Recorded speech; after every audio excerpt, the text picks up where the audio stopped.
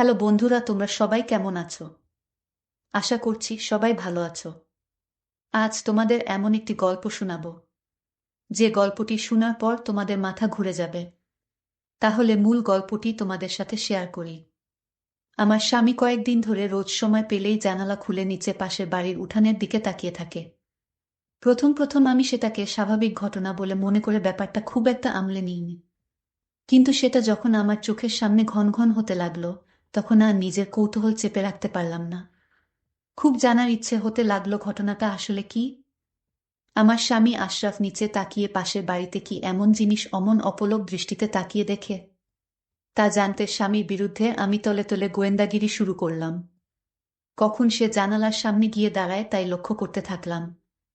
ইচ্ছে আছে ঠিক তখনই গিয়ে তাকে জিজ্ঞেস করব, কি দেখো অমন করে। এরপর থেকে দুদিন ধরে সে অফিসের কাজে অনেক ব্যস্ত হয়ে পড়ল। তার জন্যই হয়তো জানালার কাছে যাওয়ার সময় পাচ্ছে না সে। আমি যে তাকে নজরে রাখছি তা কিন্তু মোটেই বুঝতে দিলাম না। সেও এই সম্বন্ধে কিছু আন্দাজ করতে পারল না। এ বাড়িটা ৩ তলা আর পাশের বাড়িটি হাফ বিল্ডিং, টিনের চৌচালা বিশিষ্ট ঘরবাড়ি। মাঝখানে মোটামুটি ভালোই বড়সড় একটা কাঁচা উঠোন। সেখানে প্রায়ই আমি দেখতে পাই বিভিন্ন ঘরের ভাড়াটিয়ারা বসে গল্প করে সময় কাটায়। শীতের দিনে ভাড়াটিয়াদের বউ ঝিয়েরা ঘরের বাইরে এসে উঠানে রোদ পোহাতে বসে থাকে। ৩ তলা থেকে তা ভালো করেই দেখতে পাওয়া যায়। পাশের বাড়ি হলেও এ বাড়ি ও পাশের বাড়ির মধ্যে রাত আর দিন তফাত। ওখানে সব নিম্নবর্গের মানুষ বসবাস করে, আর এখানে সমাজের উঁচু শ্রেণীর মানুষ। যার পর নাই তাদের ও আমাদের সমাজ এক হলেও অঘোষিতভাবে তা আলাদা। নয়তো এ বাড়ির সবাই পাশের বাড়ির মানুষদের এড়িয়ে চলতেই বেশি পছন্দ করে। এ বাড়ির মানুষ ও বাড়িতে যায় না বললেই চলে। কিন্তু ও বাড়ির অনেক ভাড়াটিয়া ঠেকাবে ঠেকায় এ বাড়িতে মাঝে মাঝে আসে। আর পাশের বাড়ির মালিক তিনি থাকেন ঢাকায়। তিনি অবশ্য এ বাড়ির মালিকের অনাত্মীয় হলেও আত্মীয়ের অধিক অধিকার রাখেন। সপ্তাহ খানেক পরে হঠাৎ করে একদিন আমার সামনে সুযোগ এসে গেল। আশরাফকে দেখলাম জানালার কাছে দাঁড়িয়ে আছে। সেই অবস্থায় তাকে দেখে কাছে গিয়ে জিজ্ঞেস করলাম, কি গো, তুমি নিচের দিকে তাকিয়ে প্রতিদিন কি দেখো? আমার স্বামী স্বাভাবিকভাবে বলে, কই কিছু না তো। আমি তার কথা বিশ্বাস করতে পারলাম না। পুরুষ মানুষের চোখ দুটি কিসের দিকে বেশি আকৃষ্ট হয় তা তো আর আমাকে কারো বলে দিতে হবে না। আমি তা ভালো করেই জানি। তাই স্বামীর সরল কথা আমি এত সহজে মেনে নিতে পারছি না। অবশ্য পাশের বাড়িতে অমন কেউ নেই যে আমাকে টেক্কা দিতে পারে। আর ওরা তো অনেক দিন ধরেই সেখানে আছে। আগে তো কখনো এমন স্বভাব ছিল না আমার স্বামীর। তবে হঠাৎ করে কি এমন দেখার জিনিস গজালো সেই বাড়িতে, তা আমাকে জানতেই হবে। মনে মনে ভাবলাম, নিশ্চয়ই নিচের সেই বাড়িতে দেখার মতো কিছু একটা অবশ্যই আছে। নইলে প্রতিদিন সে একই রুটিন মেনে চলছে কেন? সেদিন থেকে আমার স্বামী জানালার কাছে কম যায়। আমিও তাই সবসময় একটা চোখ সেদিকেই রাখি। কিন্তু এখন আর ওকে জানালার কাছে বেশি যেতে দেখি না। বুঝতে পারলাম বোকামি করে ফেলেছি। জিজ্ঞেস না করে পিছনে দাঁড়িয়ে উকি দিয়ে দেখলেই সব আমার কাছে পরিষ্কার হয়ে যেত। এখন আমার স্বামী নিশ্চয়ই সাবধান হয়ে গেছে।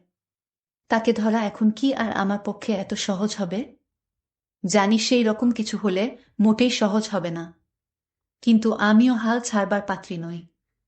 বিয়ের পরে মা আমাকে পৈপি করে বলে দিয়েছেন, শোনো মা, পুরুষ মানুষকে কখনো চোখের আড়াল করতে নেই। তবে দেখবি কই না কই গিয়ে একটা না একটা অঘটন ঘটিয়ে ছাড়বে। মায়ের কথাটি কিন্তু আমি কখনো ভুলি না। এই পুরুষ মানুষগুলো বড়ই অদ্ভুত, কখন কি করে বসে তার কোনো গ্যারান্টি নেই। তাই আমিও ভালো মতো সাবধানে থাকি। স্বামীকে যথাসম্ভব চোখের দৃষ্টিতে বেঁধে রাখার চেষ্টা করি। একদিন আমার স্বামীকে বললাম, টুকিটাকি কিছু জিনিসপত্র কেনার দরকার, চল মার্কেটে যাই।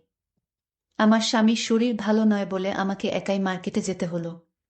তাই বাধ্য হয়ে তাকে ঘরে রেখে মার্কেটে গিয়ে এটা সেটা কিনে তাড়াতাড়ি ফিরে এসে দেখি ঘরের দরজা খোলা। আমিও আর ডাক না দিয়ে আস্তে আস্তে ঘরের ভিতর প্রবেশ করলাম। এদিক সেদিক খুঁজে তাকে সন্দেহ করা জায়গায় গিয়ে খুঁজে পেলাম। জানালার শিক ধরে পাশের বাড়ির দিকে অপলক দৃষ্টিতে তাকিয়ে আছে সে। আজ আর আগে সেই ভুল করলাম না। চুপিসারে তার পিছনে গিয়ে নিচে উকি দিয়ে দেখলাম দুজন দুজনের দিকে অপলক দৃষ্টিতে তাকিয়ে আছে। আরে পাশের বাড়ির উঠানের মাঝখানে দাঁড়িয়ে আছে। আমি আসার সাথে সাথেই সে পালিয়ে গেল। আর আমার স্বামী তার দিকেই অমনভাবে তাকিয়েছিল। বাহিরে কি ছিল মানুষ না অন্য কিছু তা আমি কখনোই দেখতে পারিনি। আর একটু আগে এলে হয়তো দেখতে পেতাম। আমি মনে মনে ভাবলাম কি ভুল করেছি, আর একটু আগে এলেই সব পরিষ্কার হয়ে যেত। কিন্তু আজ আর সেই সুযোগ হয়নি।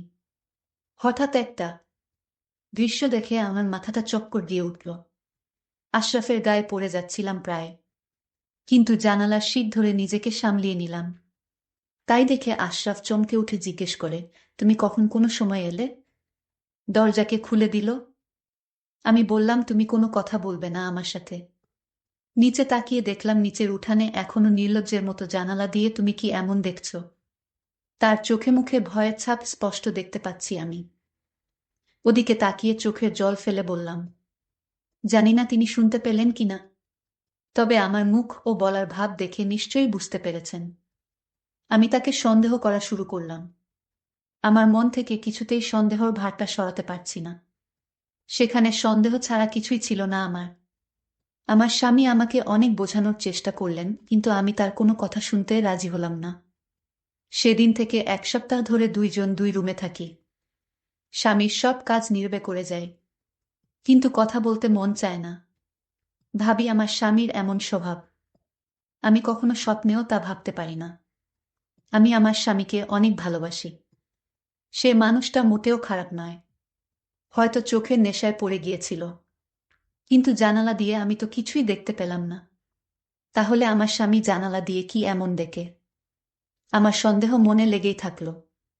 এখন আর কতদিন ধরে জানালার ধারে কাছেও যায় না সে। হয়তো নিজের ভুল এখন সে বুঝতে পেরেছে। আর আমি বা নিজের স্বামীকে শুধু শুধু একা দোষী ভাবছি কেন? ভাবলাম একদিন গিয়ে কয়েকটি কথা ওনাকে ভালো করে শুনিয়ে আসব। কিন্তু কাকে শোনাবো এই কথা? বলবো এভাবে আমার স্বামীর দিকে তাকিয়ে না থেকে নিজের মানুষটার দিকে নজর দিক। কিন্তু আমি কাকে বলবো সেই কথা? আমি তো কাউকে দেখতে পাইনি। আমি যদি শিওর কাউকে দেখতে পারতাম তাহলে এই কথাগুলো সেই মানুষটাকে বলা যেত। কিন্তু আমি ভাবলাম ওই বাড়িতে মলিলারা আছে, তাদেরকে এই কথাগুলো বলে আসি। কিন্তু মনে মনে ভাবলাম একজনকে সরাসরি না থেকে তাকে শুধু সন্দেহ করা ঠিক না। আর আমি যে কথাগুলো বলতে ভাবছিলাম তাও তো বলা ঠিক হবে না, কারণ আমি তো কাউকে দেখতেই পাইনি। যদি কাউকে ধরা যেত তাহলে হয়তো কথাগুলোর আগেই বলতাম। যাই হোক, আমি আমার স্বামীর সাথে ঝগড়া করলাম, কিন্তু যেতুতুক সরাসরি কাউকে দেখতে পাইনি, সেহুতুক স্বামীর সাথে ঝগড়া করার কোনো মানে হয় না। আমি ভাবলাম যেদিন নিজ চোখে দেখতে পারবো সেদিন হবে বোঝাপড়া। আজ মনে মনে সিদ্ধান্ত নিলাম স্বামীর সাথে ঝগড়া মিটিয়ে ফেলব। তাই আয়নার সামনে দাঁড়িয়ে নিজেকে গুছিয়ে নিলাম। আশরাফ বসে বসে টিভি দেখছে। আমি তো তার সাথে কথা বলি না, তাই টিভিতে এটা সেটা দেখেই সে এখন সময় কাটায়। আর সকাল হলে তো অফিসে যাওয়ার ব্যস্ততা শুরু হয়ে যায়। নিজেকে আয়নার সামনে ভালো করে আরও একবার দেখে নিয়ে তারপর ড্রয়িং রুমের দিকে এগিয়ে গেলাম। ভাবছি হঠাৎ করে পিছন থেকে হাত দিয়ে তার চোখ দুটি ধরে চমকে দিব। ড্রয়িং রুমে টিভি চলছে, কিন্তু আশরাফ সেখানে নেই। সে জানালার কাছে গিয়ে দাঁড়িয়ে আছে। আমি তাকে সেখানেই পিছন থেকে চোখ বেঁধে তাকে চমকে দিয়ে বললাম, আর ঝগড়া নয়। কিন্তু হঠাৎই আশরাফ পকেট থেকে কিছু একটা বের করে জানালা দিয়ে নিচে ছুঁড়ে দিল। আমি তৎক্ষণাৎ জিজ্ঞেস করলাম, তুমি কি ছুঁড়ে দিলে? চিঠি মানে প্রেমপত্র। আশরাফ আমার দিকে তাকিয়ে বলে, কিছু না। তবে হিমা, তোমার মাথাটা শীঘ্র নষ্ট হতে চলেছে। বাজে চিন্তা বাদ দাও। আমি তার কথা বিশ্বাস না করে কাছে গিয়ে নিচে তাকিয়ে কাউকে দেখতে পেলাম না। ভাবলাম আমার চোখের ভুল হবে হয়তো। আশরাফকে বললাম, আমি ঠিক করেছি আজ থেকে তোমার সাথে আর ঝগড়া করব না। তুমিও আমার মনে কষ্ট লাগে এমন কাজ করো না প্লিজ। আশরাফ হেসে বলে, ঠিক সিদ্ধান্ত নিয়েছ। আমি কখনোই এমন কাজ করব না কখনো, যাতে তুমি কষ্ট পাও। সেদিন আমরা অনেক জায়গায় ঘুরতে গেলাম, কিন্তু পরদিন জানালার কাছে একটা 1000 টাকার নোট পড়ে আছে দেখে তুলে নিলাম। বুঝতে পারলাম কালকে আশরাফ জানালা দিয়ে তবে টাকা ছুঁড়ে মেরেছে। তাড়াহুড়ো করে একটা হয়তো পড়ে গিয়েছিল। টাকাটা তুলে নিয়ে রেখে দিলাম। রাতে বাসায় ফিরে এলে 1000 টাকার নোটটি আশরাফের হাতে দিয়ে বললাম, সকালে পেলাম জানালার কাছে পড়েছিল। আশরাফ বলল, তুমি পেয়েছ, তোমার কাছেই রেখে দাও। আমি টাকাটা ওর হাতে তুলে দিয়ে বললাম, আমার এই মাসের হাত খরচের টাকা প্রায় সবই জমা হয়ে আছে। আশরাফ আর কিছু না বলে টাকা পকেটে ঢুকিয়ে নেয়। মাসখানেক ভালোই কাটল আমাদের, কিন্তু হঠাৎই সবকিছু যেন তাসের ঘরের মতো ভেঙে পড়ল। আমি শুধু দেখে কষ্টই পেলাম, কিছু করতে পারলাম না। প্রতিদিনের মতো ঘরের টুকিটাকি জিনিসপত্র গুছাতে গুছাতে হঠাৎ সেই জানালার কাছে গিয়ে দাঁড়িয়ে পড়লাম। নিচের দিকে চোখের দৃষ্টিটা না চাইতেও চলে গেল। এমন দৃশ্য নিজের চোখে দেখতে হবে তা কল্পনাও করতে পারিনি আমি। আমার স্বামী একটা বয়স্ক মহিলার ঘরে প্রবেশ করছে এবং তাকে কিছু টাকা পয়সা দিয়ে চলে আসছে। কেউ দেখার আগেই আমি জানালা থেকে মুখটা সরিয়ে নিলাম। আমি ভাবলাম, আমার স্বামী তো কিছু হয় না, এই মহিলার তাহলে আমার স্বামী তাকে টাকা দিল কেন? আমি কিছুই বুঝতে পারছি না। আজকে এই দৃশ্য দেখতে পেয়েও আমার মাথা চক্কর দিয়ে উঠল না। এর কারণ হলো ওই মহিলাটিকে আমার জানা নেই। আমার স্বামীকে জিজ্ঞেস করলাম, আশরাফ, তুমি তো বলেছিলে তোমার মনে কথা আমার কাছে বলবে। বিয়ের আগে তুমি আমায় কথা দিয়েছিলে তুমি আমার সাথে তোমার সকল কথা শেয়ার করবে। তাহলে আজ জানতে চাই, এই মহিলাটিকে যার দিকে তুমি তাকিয়ে থাকো সে তোমার কি হয়? আমি আমার স্ত্রীকে বললাম, আমার প্রতি তোমার বিশ্বাস আছে, যদি থাকে তাহলে এই প্রশ্ন আমাকে আর দ্বিতীয়বার করবে না। কেন করব না? আমাকে তোমার বলতেই হবে উনি কে, ওনার সাথে তোমার কিসের সম্পর্ক? এই কথা বলার সাথে সাথেই আমার স্বামী আমাকে একটি জোরে চড় মারে। আমি চোখের পানি ধরে রাখতে পারিনি। আমি কান্না করতে লাগলাম। আমার স্বামী তখন বলল, আমার চোখের আড়াল হয়ে কান্না করো। যে স্ত্রী তার স্বামীকে বিশ্বাস করে না তার প্রতি আমার কোনো দায়িত্ব নেই, তার দুঃখ বুঝার দরকারও আমার। আমার স্ত্রী তখন বলল, এই সংসারে আমি আর থাকতে চাই না। খুব স্বাভাবিকভাবেই নিচে নেমে এলাম। তারপর পাশের বাড়ির ভিতরে প্রবেশ করে সেই ঘরের সামনে এসে দাঁড়ালাম। নিজেকে একটু সামলিয়ে নিয়ে দরজা ধাক্কা দিলাম, দরজাটা খোলাই ছিল। দেখতে পেলাম আমার স্বামী কতগুলো টাকা সেই মহিলার হাতে দিয়ে বলছে, এই টাকাগুলো রাখো, শেষ হলো আমাকে জানিও, আমি তোমার জন্য আবার টাকা নিয়ে আসব। তোমার ওষুধ যা লাগে কিনে নিও। আমার মাথায় একটা কথাই সারাক্ষণ ঘুরপাক কাটছে, সেই মহিলাকে আমার স্বামী টাকা দেয় কেন? তার সাথে কিসের সম্পর্ক? আমার মনকে আমি কিছুতেই বুঝাতে পারছি না। আমার মনের সন্দেহ লাগলো, তাহলে কি ওই মহিলার সাথে? না, আমি কিছুই ভাবতে পারছি। আমি আর এই সংসারে থাকব না। আমি আমার বাবার বাড়ি চলে এলাম। কিন্তু আমার বাবা জিজ্ঞাসা করল, কিরে মা, তুই হঠাৎ চলে এলি যে? আমি বললাম, বাবা, আমি আর আমার স্বামীর বাসায় যাব না। আমি আমার স্বামীকে ভুলে যেতে চাই। বাবা আমায় বলল, কি হয়েছে মা, আমায় বলো দেখি সমাধান করা যায় কিনা। কিন্তু আমি বললাম, তোমার জামাইয়ের কথা মুখে আর উচ্চারণ করবে না। ওকে আমি আর দেখতে চাই না। ও আমাকে মিথ্যা কথা বলে আমাকে বিয়ে করেছে। আমার সাথে ভালোভাবে কথা বলে না। আমি কোনো কথা জিজ্ঞেস করলে কোনো উত্তর দেয় না। বাবা বলল, মা, আমার মনে হয় তোর কোথাও ভুল হচ্ছে, কারণ আমার জামাইবাবু এমন হওয়ার কথা না। আমি যতটুকু জেনেছি, তোরে ভালোবেসে বিয়ে করার কারণে তার বাবা তোর স্বামীকে তেজ করেছিল, কারণ তোর শ্বশুরে আগে থেকেই বউ ঠিক করে রেখেছিল। কিন্তু সে কথা তোর স্বামী মেনে নেয় না। সে তার বাবার কথার অবাধ্য হয়ে তোকেই বিয়ে করেছিল, আর সকল সম্পত্তি থেকে বঞ্চিত হয়েছে। আর সে অন্য কাউকে ভালোবাসতে পারে সেটা আমার বিশ্বাস হয় না রে মা। আমি বলি কি, তুই তোর স্বামীর কাছে ফিরে যা, তোর মঙ্গল হবে। হঠাৎ আমার স্বামী আমার বাড়িতে এসে পড়ল। আমি বললাম, তুমি এখানে আসছো কেন? আমার কাছে আর কি চাও? তোমার তো ওই মহিলাই আছে দেখাশোনা করার জন্য। আমার স্বামী রাগান্বিত হয়ে আবার আমাকে জুড়ে একটা চড় মারে। আমার স্বামী তখন কান্না করে বলতে লাগলো, আমার সাথে আসো, আজ দেখাবো ওই মহিলার সাথে আমার কিসের সম্পর্ক। কেন জানালা দিয়ে আমি ওই মহিলাকে দেখতাম, আর মাঝে মাঝে ঘরে গিয়ে টাকা দিয়ে আসতাম। সেই মহিলা আজ লাশ হয়ে পড়ে আছে। চলো আমার সাথে। আমার স্বামীর কথায় আমার স্বামীর সাথে চলে আসলাম। এসে দেখি সাদা কাপড় পরা অবস্থায় মহিলাটি কাঠিয়ায় শুয়ে আছে। আমার স্বামী চিৎকার করে বলল, আমি যে মহিলাটিকে জানালা দিয়ে দেখতাম, আমি যার ঘরে গিয়ে মাঝে মাঝে টাকা দিয়ে আসতাম। তুমি ভেবেছ ওই মহিলার সাথে আমার কিসের সম্পর্ক? আমাকে তোমার সবসময় সন্দেহ হতো।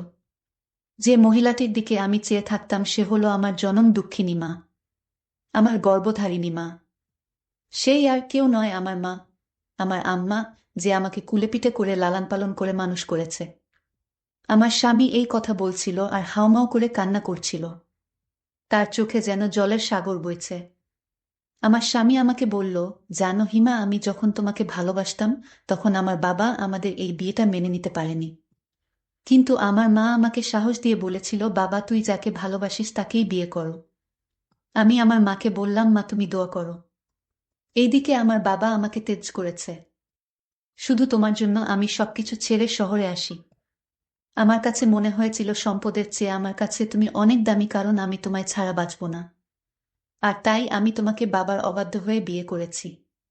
আমি যখন বাড়ি থেকে বের হয়ে আসি তখন আমার মা আমাকে দেখার জন্য ছটপট করত। ঘুমাতে পারত না, বাবাকে বলতো আমার ছেলেকে এনে দাও। আমার বাবা মায়ের কথা কিছুতেই শুনতো না। আমার মা একদিন বলল, আমি আমার ছেলের কাছে চলে যাব। বাবা তখন উত্তর দিল, চলে যেতে হলে চিরদিনের জন্য চলে যাও, এ বাড়িতে আর আসতে পারবে না। আমার মা মান সম্মানের দিকে চেয়ে বাবার কাছেই রইল।